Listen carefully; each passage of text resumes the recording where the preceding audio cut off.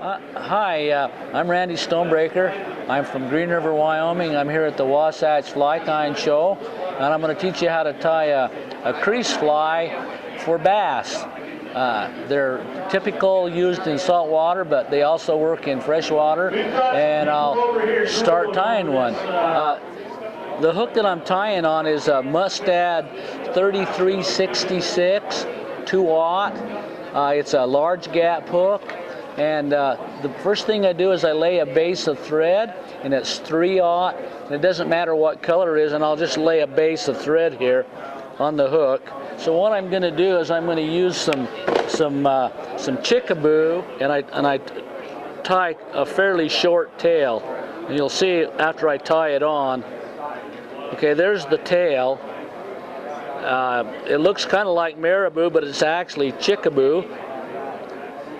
Now there's the tail, and then I want to add a little bit of flash to it. So what I'll do is I'll add a little bit of crystal flash, and we'll add just a little bit on the side. And you don't have to use a lot, just 2 or 3 strands on each side. And I'll just take it and tie one on the side facing me first. Tie it on. And then I'll take the other part and I'll wrap it on the other side, and I'll tie it off, and then we'll just cut it to the length of the tail. Okay, now there's our little flash.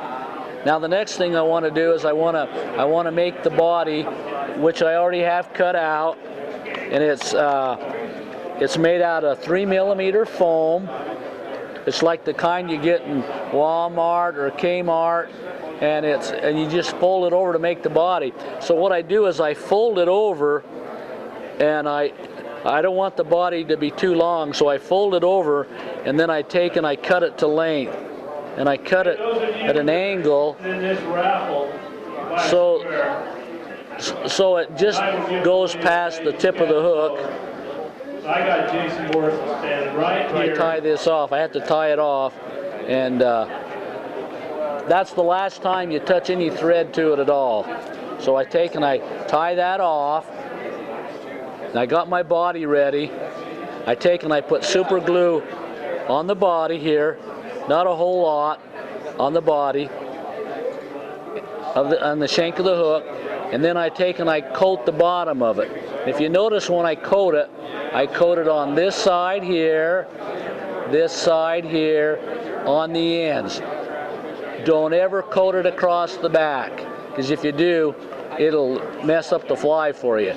So they see I have this super glue, and I take it and I fold it over this foam that's been super glued, and I lay it on here like this, and I squeeze it together.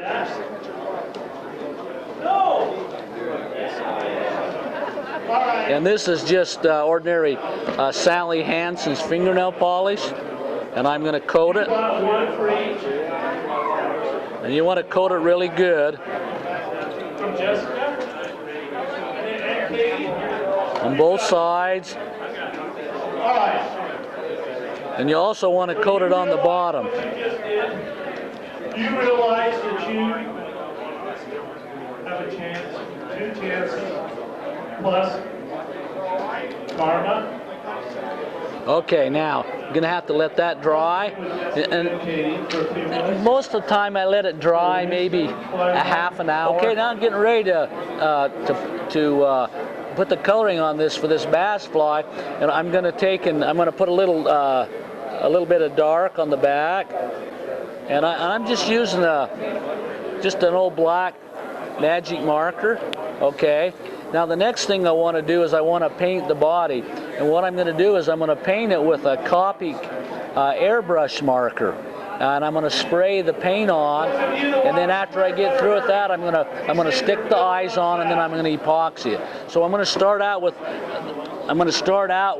yellow, and that's the first color I'm going to use, and I put it in this little airbrush, and it blows air through the tip. And I'm going to spray the bottom part of it. See, and I turn it over, and you can see where I'm spraying it. We're stretching here. We're filling this up pretty quick. The next color I'm going to use is a it's a pale olive, and I'm going to paint the next color with that because I want to graduate the colors. This sprayer was the number 8 most wanted on the Christmas list for scrapbookers, by the way. Okay, now see, I've got that painted. I've kind of got the colors that I want. So the next thing I'm going to do is I'm going to take and I'm going to stick some eyes on it.